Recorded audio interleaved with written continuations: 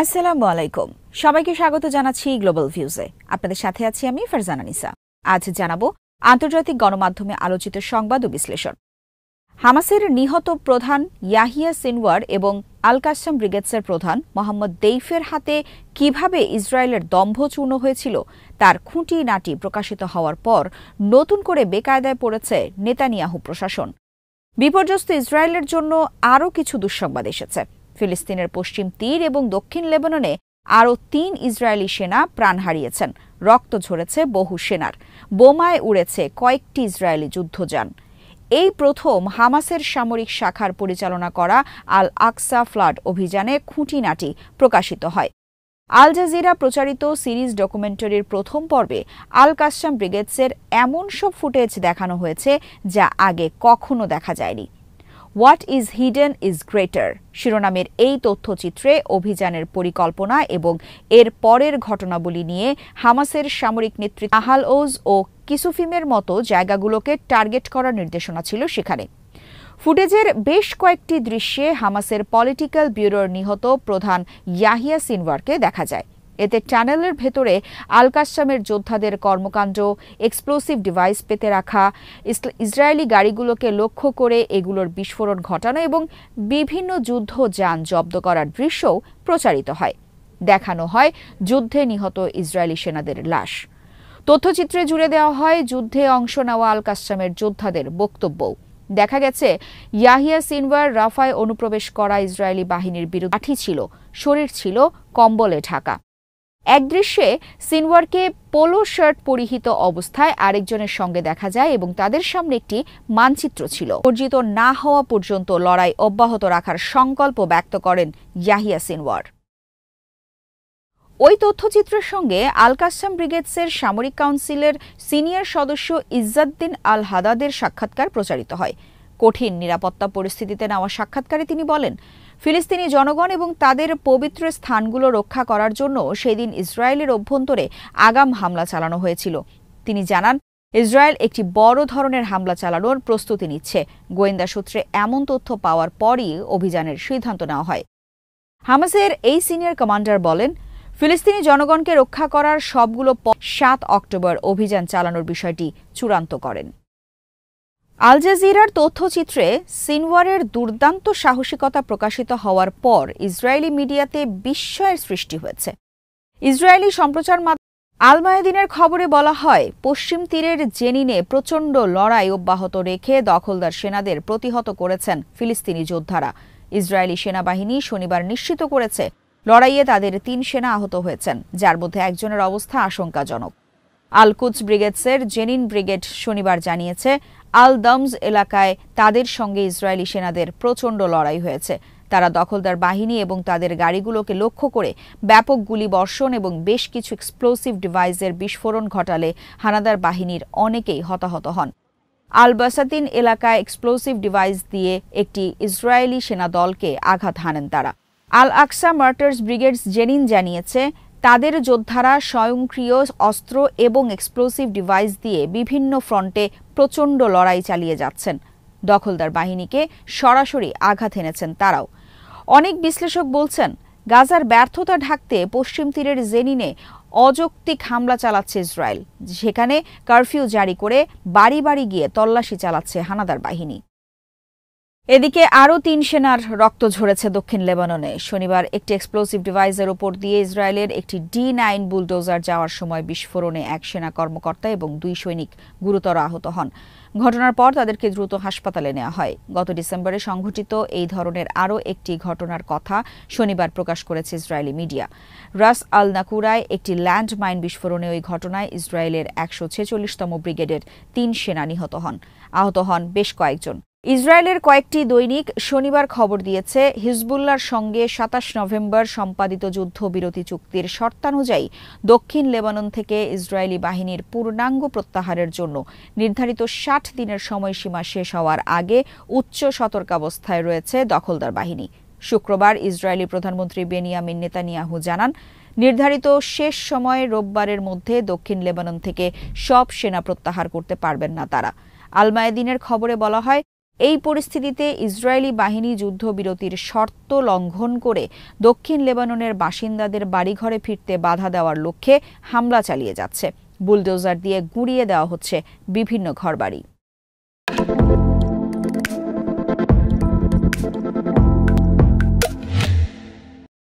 যুদ্ধবিরতি ও বন্দি বিনিময় চুক্তি অনুযায়ী আরও 4 ইসরায়েলি নারী সেনাকে মুক্তি দিয়েছে ফিলিস্তিনের প্রতিরোধ আন্দোলন হামাস।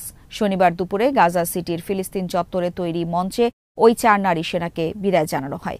সেখানে হামাস ও ইসলামিক জিহাদের কয়েকজন ডজন যোদ্ধার উপস্থিতিতে তাদেরকে রেড ক্রসের কাছে হস্তান্তর করা হয়। মুক্তিপ্রাপ্ত 4 নারী সেনার প্রত্যেকে একটি করে ব্যাগ বহন করেন, যেখানে হিব্রু ভাষায় ইহুদিবাদ জয়লাভ করবে না লেখা একটি বার্তা সুসজ্জিতভাবে লেখা ছিল। মুক্তি পাওয়া 4 ইসরায়েলি সেনা হলেন কারিনা আরিয়েভ, ড্যানিয়েলা গিলবোয়া, নামা লেভি এবং লিরি আলবাগ। 2023 সালের 7 অক্টোবর আল-আকসা ফ্লাড অভিযানের সময় হামাস যোদ্ধারা গাজা সীমান্তের কাছে ইসরায়েলের একটি সামরিক ঘাঁটি ধ্বংস করেন। পরে সেখান থেকে এই 4 নারী সেনাকে আটক করে গাজায় নিয়ে যাওয়া হয়। এএফপি জানিয়েছে, গাজায় হামাসের হাত থেকে মুক্তি পাওয়া 4 সেনা ইসরায়েলের ভূখণ্ডে প্রবেশ করেছেন। এই 4 বন্দীর মুক্তির বিনিময়ে এই দিন 200 ফিলিস্তিনি কারাবন্দীকে মুক্তি দিয়েছে ইসরায়েল। মুক্তিপ্রাপ্ত 200 ফিলিস্তিনির মধ্যে 121 জন যাবজ্জীবন কারাদণ্ড ভোগ করছিলেন। এদের মধ্যে রয়েছেন হামাসের 81 জন, ইসলামিক জিহাদের 23 জন, ফতাহের 13 জন, পপুলার ফ্রন্ট ফর দ্য লিবারেশনের 2 জন এবং ডেমোক্রেটিক ফ্রন্ট ফর দ্য লিবারেশনের 1 জন সদস্য। মুক্তিপ্রাপ্ত কিছু ফিলিস্তিনি গাজায় এবং বাকিরা ইসরায়েল অধিকৃত পশ্চিম তীরে ফিরে গেছেন। খবরে বলা হয়, মুক্তিপ্রাপ্ত ফিলিস্তিনিদের বাস পশ্চিম তীরের রামাল্লা শহরে পৌঁছালে সেখানে হাজার হাজার উৎফুল্ল মানুষ তাদেরকে স্বাগত জানান। গণমাধ্যমে প্রকাশিত ছবি ও ভিডিওতে দেখা যায়, এ সময় উৎসুক জনতা ফিলিস্তিনের পাশাপাশি হামাসের পতাকা বহন করেন এবং বিজয়ের আনন্দ উদযাপন করেন। এর আগে গত 19 জানুয়ারি হামাস ও ইসরায়েলের মধ্যে স্বাক্ষরিত যুদ্ধবিরতি কার্যকর হয় এবং ওই দিনই প্রথম দফায় হামাস 3 ইসরায়েলি নারী সেনাকে মুক্তি দেয়। এর বিনিময়ে ইহুদিবাদী সরকার 90 ফিলিস্তিনি বন্দীকে ছেড়ে দেয়। প্রথম দফায় মুক্তিপ্রাপ্ত 90 জনের সবাই অধিকৃত পশ্চিম তীরের অফের কারাগার থেকে মুক্তি পান। এদিকে গাজা সিটির প্রাণকেন্দ্রে যে অনুষ্ঠানে ইসরায়েলি বন্দীদের নিয়ে আসা হয়, সেখানে হামাসের এলিট যোদ্ধাদের হাতে অত্যাধুনিক ইসরায়েলি তাভোর রাইফেল দেখা গেছে বলে জানিয়েছে আনাদোলু। বার্তা সংস্থাটি বলছে, 2023 সালের 7 অক্টোবর ইসরায়েলি সামরিক ঘাঁটি এবং বসতিগুলোতে হামলার সময় হামাস এইসব রাইফেল জব্দ করেছিল বলে মনে করা হচ্ছে। যুদ্ধবিরতি চুক্তির অংশ হিসেবে 4 সেনাকে হস্তান্তরের জন্য স্থাপিত মঞ্চে আনা হলে তাদের পাশে থাকা হামাসের যোদ্ধাদের এই অস্ত্র সবার নজরে আসে। ইসরায়েলের চ্যানেল 12 বলেছে, নিজেদের সামর্থ্যের বার্তা পৌঁছে দিতে ইসরায়েলি সেনাদের মুক্তির জন্য আয়োজিত এই অনুষ্ঠানকে সূক্ষ্মভাবে কাজে লাগিয়েছে হামাস। যখন সেনাদের মঞ্চে আনা হয়, তখন তারা একে অপরের হাত ধরেছিলেন, হাসছিলেন এবং জনতার উদ্দেশ্যে হাত নাড়ছিলেন। হামাস বলেছে, তারা তাদের বহু কমান্ডার ও সদস্য সহ শত শত ফিলিস্তিনি বন্দীকে মুক্তি দিতে ইসরায়েলকে বাধ্য করেছেন। শনিবার এক বিবৃতিতে হামাস বলেছে, আল আকসা ফ্লাড অভিযানের সুবাদে এমন সব বীর সংগ্রামী ফিলিস্তিনি মুক্তি পেয়েছেন যাদের পক্ষে জীবিত অবস্থায় ইহুদিবাদীদের কারাগার থেকে মুক্তি পাওয়া সম্ভব ছিল না। বিবৃতিতে বলা হয়, আজ আমরা অপরাধী ইসরায়েলকে তার কারাগারের দরজা খুলে দিতে বাধ্য করেছি যাতে আমাদের বীরেরা মুক্তি পান। তাদেরকে মুক্ত করা ছিল আমাদের দায়িত্ব ও প্রতিশ্রুতি। আমরা আমাদের জনগণকে এই প্রতিশ্রুতি দিচ্ছি যে স্বাধীনতা ও স্বাধিকার অর্জন না করা পর্যন্ত আমরা সংগ্রামের পথ ত্যাগ করব না। হামাসের বিবৃতিতে তাদের হাতে আটক ইসরায়েলি নারী সেনাদের মুক্তির প্রসঙ্গও উঠে আসে। এতে বলা হয়, গাজা উপত্যকার প্রতি ইঞ্চি ভূমিতে নজিরবিহীন পাশবিক আগ্রাসন চালানোর পরও আমরা উন্নত নৈতিকতা বজায় রেখে শত্রুর বন্দীদেরকে রক্ষা করেছি, অথচ নিজের এইসব বন্দীকে হত্যা করার জন্য বহুবার তাদেরকে টার্গেট করে বোমা হামলা চালিয়েছেন দখলদার সেনারা।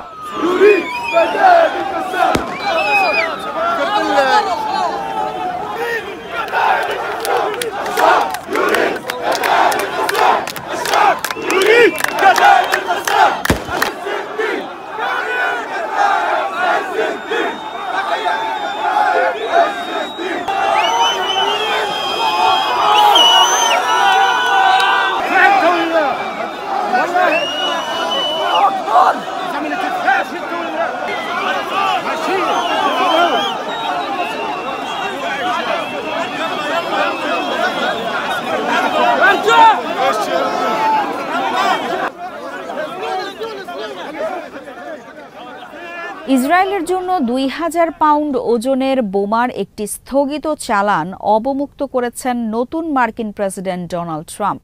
গাজা উপত্যকার ওপর ইসরায়েলের নারকীয় গণহত্যার বিরুদ্ধে বিশ্বব্যাপী তীব্র প্রতিবাদ ওঠার পর সাবেক প্রেসিডেন্ট জো বাইডেন ওই চালান স্থগিত করেছিলেন। ইসরায়েলি কর্মকর্তাদের বরাতে খবরে বলা হয়, ডোনাল্ড ট্রাম্প তার পূর্বসূরির আরোপিত নিষেধাজ্ঞা প্রত্যাহার করে নিয়েছেন। এর ফলে এখন পেন্টাগন আগামী কয়েক দিনের মধ্যে ইসরায়েলে ২,০০০ পাউন্ড ওজনের ১,৮০০টি MK-84 বোমার চালান পাঠাবে। গত বছরের মে মাসে তেল আবিবের জন্য প্রস্তুত করা চালানটি স্থগিত করে দেন বাইডেন। তবে তার আগে গাজায় গণহত্যা চালানোর জন্য ইসরায়েলকে হাজার হাজার কোটি ডলারের সমরাস্ত্র সরবরাহ করে বাইডেন প্রশাসন। কিন্তু মে মাসে ইসরায়েল ফিলাডেলফি করিডোর খ্যাত গাজার সঙ্গে মিশরের রাফাহ সীমান্ত দখল করে নিলে তার কথিত প্রতিবাদে বোমার চালানটি বন্ধ করে দেয় ওয়াশিংটন। পরে অবশ্য জুলাই মাসে এটি ছেড়ে দেওয়ার গুজব উঠলেও শেষ পর্যন্ত সেটি ছাড়েনি বাইডেন প্রশাসন। আজ এখানেই শেষ করছি। সবাই ভালো থাকুন, সুস্থ থাকুন আর দেখতে থাকুন বিডি ভিউজ। চ্যানেলটি ভালো লাগলে সাবস্ক্রাইব করুন, সংযুক্ত থাকুন আমাদের ফেসবুক পেজে। আল্লাহ হাফেজ।